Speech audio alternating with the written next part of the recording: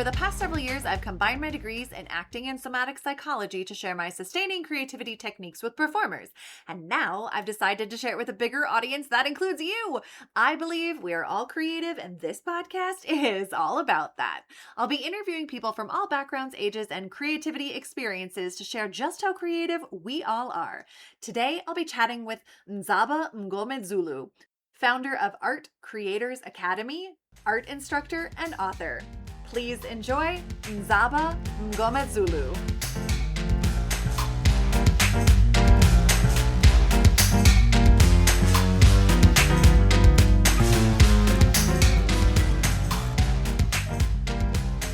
Welcome to the Sustaining Creativity Podcast.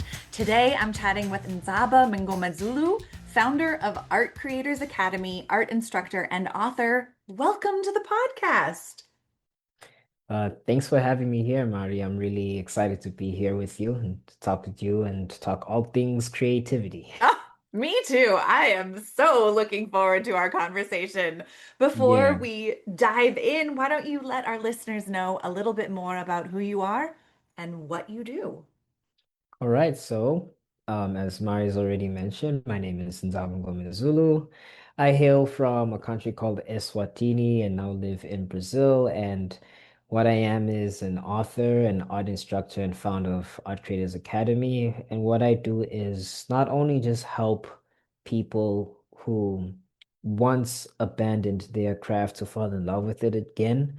I also empower the youth to not only continue walking in their creativity, but shape the world of tomorrow through the medium of art. Beautiful. I love all of those pieces. The empowering youth to walk in their creativity. That's what a gift to be able to share with young people because it's as we get older, it's such a hard thing to hold on to. So that's that's a beautiful thing that you're offering for them. Well, why don't you share a little bit about, when you think of creativity, what does it mean to you to be creative? Wow. And first, I just love to say, like, you pose such a wonderful question, thought-provoking question. Because a lot of people like to talk about, yeah, I'm creative, but what does that mean? Or what does it mean, at least to me, right? I Yeah. believe that, um, you know, being creative is you at your most authentic self without the overthinking, like walking by intuition, if you know what I mean, right? Mhm. Like I look at my kids. I have two girls. One will be 2 years old soon, and the other is, I think, almost 6 months old. And when I pay attention to my firstborn, because she's much older and doing other things, and the way she expresses herself, she draws like her dad as well, but she also puts things together in ways that you don't really expect. And she doesn't seem to be asking for permission to do it. She just Mm. does it from a place of being. And so I believe that when we tap into that place, that's when we are at our most creative. Mm. So I so resonate and understand that moment of authenticity. uh, The self disappears and we are fully present with Yeah. whatever it is that's happening. And you're right, children embody that in a way adults really struggle to. Yeah. So It's so amazing to watch, like, and it's one of the things that I thank God for, like having children. I, Mm, I see them as a form of reminding you to not forget who you used to be and mm, operating from that place, even with the newfound knowledge that you have and the maturity that you have, but like we yeah. don't have to abandon that because that's actually your core, Mm, and it's just gonna trigger and allow you to flow and live a much more fulfilling and prosperous life in your adulthood. I mm. truly believe that. Yes, applause for that. Absolutely. My goodness, I'm curious in your creative life and creative journey, what's your earliest memory of being creative yourself? I would say it was definitely drawing something on a wall. And yeah, I think it was the house wall, and I probably got, punished for that. But it was, just like a piece of crayon or a pen, right? It was probably Mhm. something not easy to remove, and I was drawing something. Yeah. And then I know that the creativity part where drawing is concerned then got a lot more deeper with my sister, who didn't realize I had a conversation with her not too long ago about this. She didn't realize how much of an impact she made in my life where drawing is concerned, Mm. period. And the story is we were going through a season of not really getting toys from my parents. And not because we were bad or not because Mhm. there wasn't anyone, it was a season, right? And now, in the boredom that took place, she was like, "Man, I'm gonna make my own toys." And so, what does she do? She goes and grabs like an empty notebook and draws a family, the mom, Mm. dad, and some siblings, colors them, cuts them out, and Oh, she's got brand new toys. that's like the paper doll Yeah, experience. yeah, Yeah. exactly. And I thought, man, that's a cool idea. I want to make my own family too. And so I did mine, not so nice looking, but it was my own little new set of toys. And that just continued me drawing more than even making the toys. And the cartoon shows I watched, the some relatives that I see drawing things, and just like Mhm. all the little Mhm. things and influences in my life that just was a ripple effect from that point. But the earliest was definitely some random wall that became a victim Uh, of my Became a creativity. canvas for your art. Yeah. I love it. I love when those spontaneous moments happen. Yeah. Yeah. Well, tell us a little bit about Art Creators Academy and how did it come to life and what do you do with it? So Art Creators Academy is a recently created project. Mm. It's an online school, and it stemmed from the time that I came back to drawing. Mm. And so once I, by conviction, just felt, that God was calling me back to drawing, Mm. then I decided to take it seriously and, go back to the basics. It was trial and error, but once I found the easy way to do it, even within this busy lifestyle of mine, or let me say demanding rather, of Hmm. being married and having children and having a 9 to 5 and having commitments outside of life, but still finding a way to consistently draw and also get better at it and enjoy Oh, it. I yeah. was like, you know what? I would so much love if somebody else could feel this too. And Mm. so when Art Creators Academy was born, really what I had in my heart was for the people, especially who abandoned their love for drawing and Mm. want to find a way to come back. And what I found to be an even deeper purpose is that the people who've been responding more to my content or like my live streams that I have on Fridays are the Hmm. youth. It's the youth that's more curious about how do I get better at drawing and how do I make it easy and how do I monetize from it. And Yeah. so looking at the people I was naturally attracting, and it Hmm. makes sense because also I do work with the youth in the church. So I just saw the pieces coming together as Mm. recent as like a month or two ago, Mm. that these are the people that I need to be serving at the highest level. And Yes. so the whole vision of Art Creators Academy is to build up the artists who will shape the world of tomorrow, because I believe Mm. the world is shaped by art, whether you will see it or not. The clothes we wear, the headphones that you and me are using right now, Mhm. the design of our books, graphic design, architecture, you name it, Yes. required an artistic lens in order to produce and create and live in the world we do today. So Mm. that's it in a Absolutely. nutshell. Yes. Well, thank you for sharing all of these pieces. And it has me thinking of just the intersection of creativity and innovation and Yeah. how creativity is more of the maybe feel a little more nebulous in idea generation and then Hmm. innovation is really taking it into action Yeah. and so hearing this innovation of the Art Creators Academy and the people it's drawing and Hmm. calling to participate. It's such a beautiful, beautiful thing when our inner creative world gets to be seen by other people.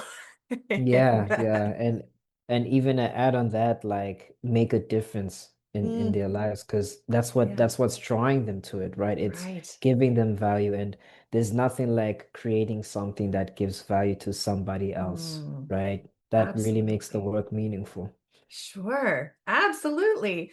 Well, working with youth, I have worked with youth many times in my career and in my life, and it doesn't always go smoothly. It's Hmm. not a smooth sailing.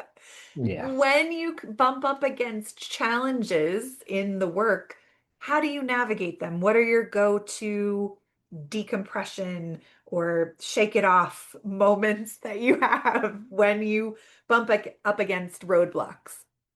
Um, the first thing is to self-introspect.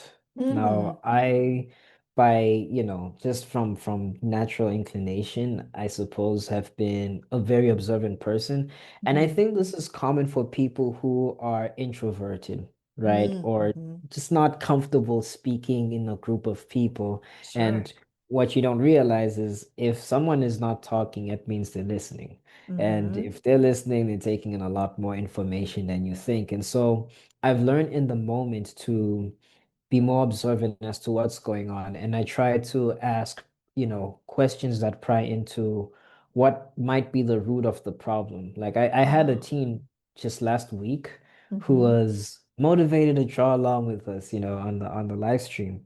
But then when he realized how slow he was, he gave up. And I was like, what happened? Like he's going to sleep now and he's upset. And, he's like, nah, just like, I don't want to do this. Like I'm not fast enough. And I was like, but it was never about speed, why are you Mm-hmm. being hard on yourself? And then there was the denial of being hard on yourself. And you have to be mature in these moments to realize that you're dealing with somebody who's not as self-aware as they will be in the future. So Right. rather than saying, yeah, you are, can't you see the da da da? And it's like, okay, you try and figure out if I can help him think about why he may be reacting the way that he is Mm, instead of deflecting, right? right. Teenagers are in such a phase of their lives where they are having to really understand and take in a lot of things. It does not help that their body and chemicals going on there are at like extreme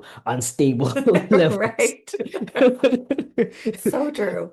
Yeah, like that just does not help with the equation whatsoever.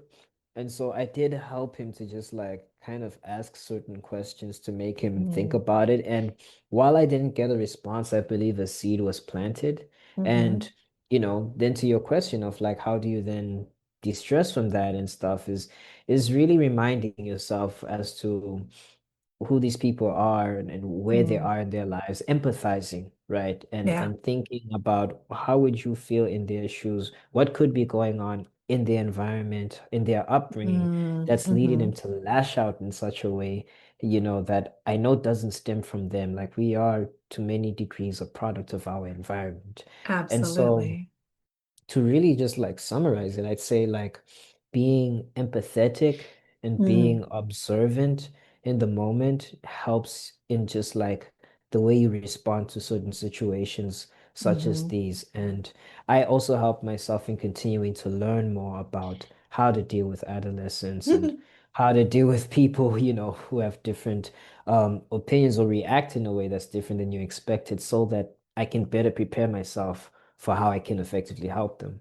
Right. My goodness. Yes. Thank you for sharing the story of the young person struggle. I think that it's very real and we forget how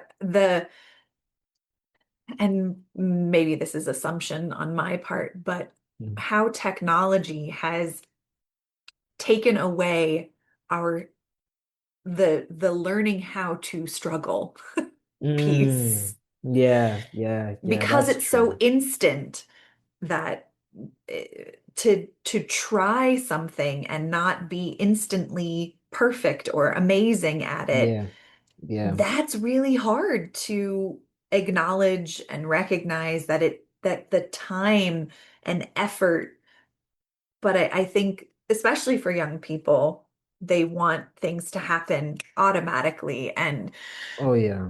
Yeah. that's so hard. It is. And just to add on to that, like, I believe adolescents are like that in general, right? Like, Sure.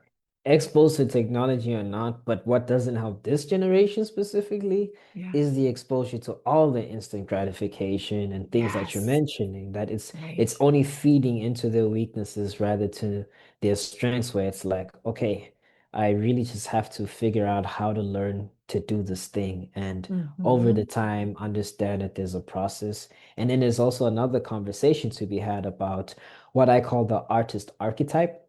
Ooh, But say more. Tell me. okay. Yes.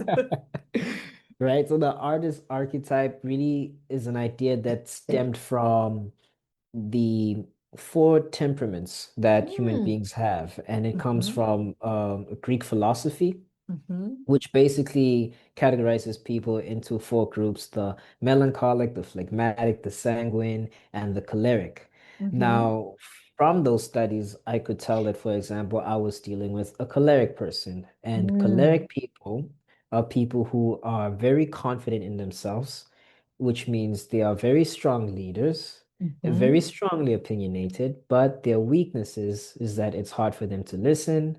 They can be Mm. rather impatient, and so that explains the impulsivity, right? And so Right. it gives you this map of all the pros and cons of Mm. different people based on their behavioral makeup. Like, I know, for example, I'm phlegmatic, and so I'm more of a pacifist. I like to bring peace, but then the weakness in that is I may not want to confront, especially when I'm supposed to, Right. right? Yeah. So these things I was able to map and identify that it also affects the way people draw Mm. and Mm. how they treat themselves when they're drawing. And so this student of mine that I had was choleric. He's impulsive, and that means he's also like he's wanting to get things done now, but then he's Hmm. not patient with himself.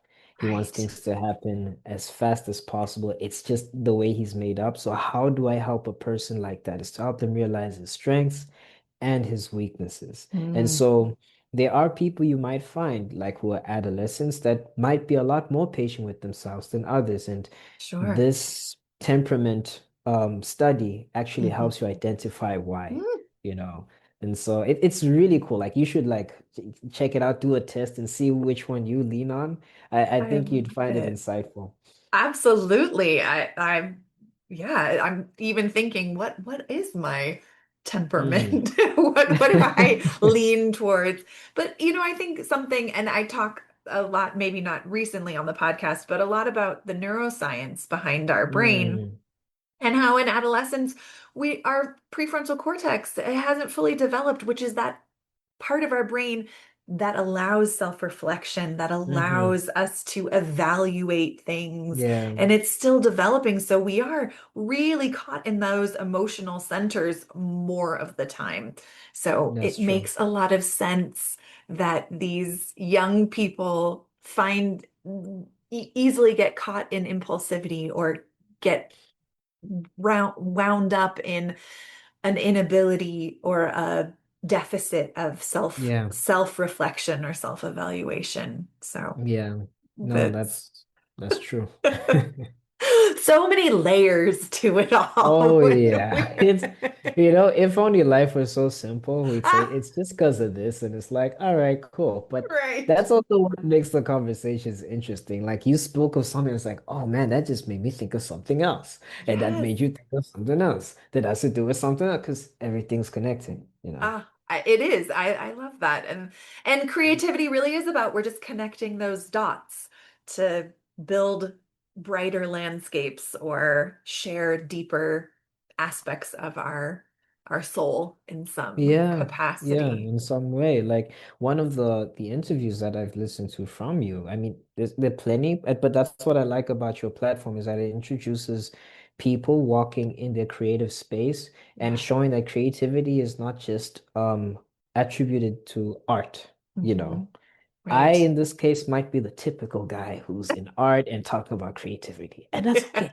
That's But welcome. Yes. yeah. But I just love how much it highlights that, we are all creative. And like I Yeah. believe we're creative because we were created by a creator. Therefore, it's Mm. in our nature to Hmm. create. And those who discovered mathematical solutions and formulas that required Yeah. out of the box thinking and innovative, Sure. like, what if this could be this, right? And so I admire creativity in different fields than my own. Yeah. And your platform really helps people to identify that, hey, Mm. actually, I do have creativity in me. And might inspire them to be more innovative in their areas. I thank you so much for saying that and reflecting your experience of the podcast because that is absolutely my goal to really Hmm. have as many conversations about creativity with as many different people who experience creativity in so many ways because Yeah, it isn't one size fits all. And we each have our own unique experience of creativity. yeah. And that's what I love so much about getting to talk to people about it. And yeah, so for people who may be struggling with their creative self, what are some ways that you would encourage them to tap into their creative voice or express that creativity?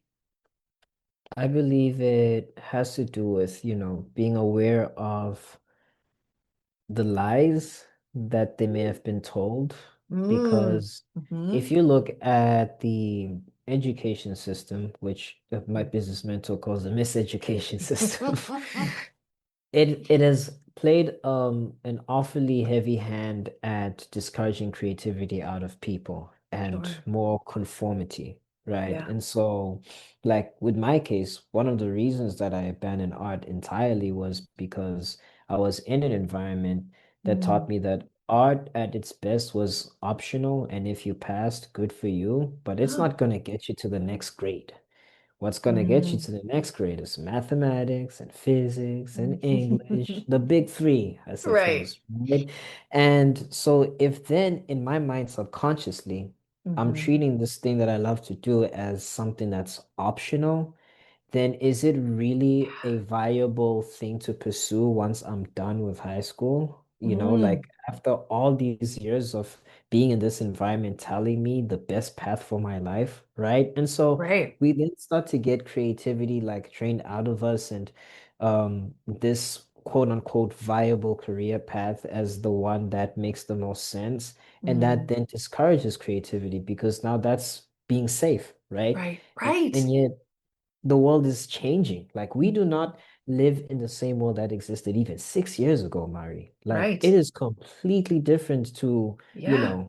anything that we had encountered, experienced the past 6 years. I won't even get to 10, right? And so if the world is ever changing, then it stands to reason that even the way we teach people and educate them should change because if we're teaching them to stay the same, that's going to make them afraid of exploring that creativity. And so identifying the fact that, or being aware of the fact that this was something that was trained into you kind of like alleviates that burden off their shoulders because it's not your Mm. fault. You didn't go out of your way to not Right. be creative. You grew up Yes. in a place that took it out of you. I mean, how many of us were doing homework by drawing stuff? Like one apple plus two apples equals, and you got to draw the apples, right? Yeah. Like almost every one of us were doing creative activities when we Hmm. started at school, and that just shows how naturally creative we are. And so Yeah. to that person is just being aware of the fact that these were things that were trained out of you and also to go back to the beginning, right? Go back to the Mm. root, to Hmm. the reason why you loved doing what it is that sparks that creative fire in you in the first place and Hmm. embracing it and Hmm. knowing that it matters, right? Like um not fulfilling, not using your gifts rather is such a disservice to yourself because using your gifts plays such a huge part in living life with purpose. And Mm. a Hmm. purposeful life is a fulfilled life. It's part of the reason why I've done many different jobs and areas that I did like, but the nature of what I was doing was not in line with my creative inclinations. And so Yeah, I always ended up in these roadblocks. Man, I'd rather be doing something else right now, you sure. know? And Yeah. ever since, just going fully in with the drawing and the business, Mm, like I never run out of the inspiration or the fuel to just draw something or mm, want to learn something. I've learned so much about the human anatomy, etc. And so imagine if this person mhm, who's listening to this, and I'm hoping is getting some breakthrough from this conversation, does the same things and realizes that by playing to your strengths, you'll be mm. able to achieve and do so much more and be more productive in whatever your creative field is. Absolutely. Thank you for walking us through that and sharing all of those pieces, the sparking creative fire, what sparked yours, living life with purpose, all important things. Ndzaba, thank you so much for joining me. This has been such a wonderful conversation. I have one last question. Sure. What does it feel like in your body to be creative? Hmm. What does it feel like in my body? It's and we kind of alluded to this a little earlier on, but it's when I'm in the flow state, you know, Mm, when I'm present, mhm, because presence is not necessarily the acknowledgement of what's going on in your current environment.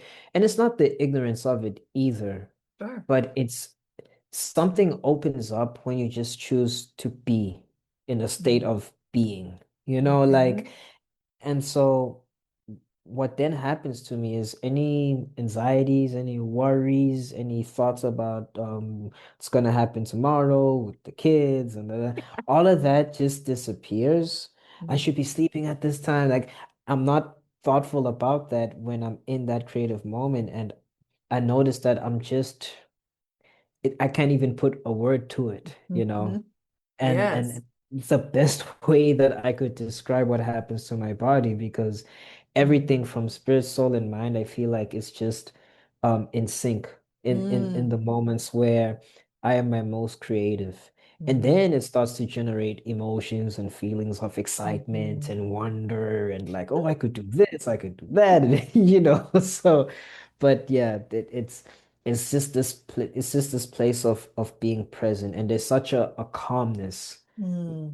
You're just flowing and not present of time. Some people call it, entering in Kairos time and coming out of Chronos time, which is linear, and this Kairos time, which is the eternal now. So I yeah. love all the Greek philosophies that show up in this conversation. It's so fantastic. Well, thank you so much for taking the time to join me. If people want to learn more about the work you have out in the world, how could they go about doing that?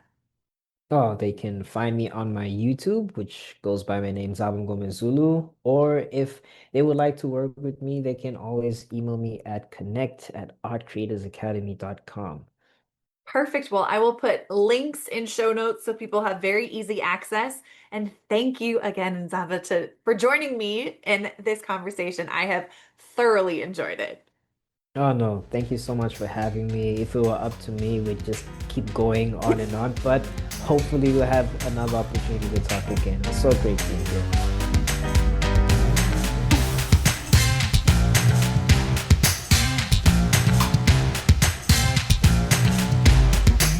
Thanks for listening to the Sustaining Creativity Podcast. We'd love to keep in touch, so follow us on Facebook and Instagram. We are at Sustaining Creativity.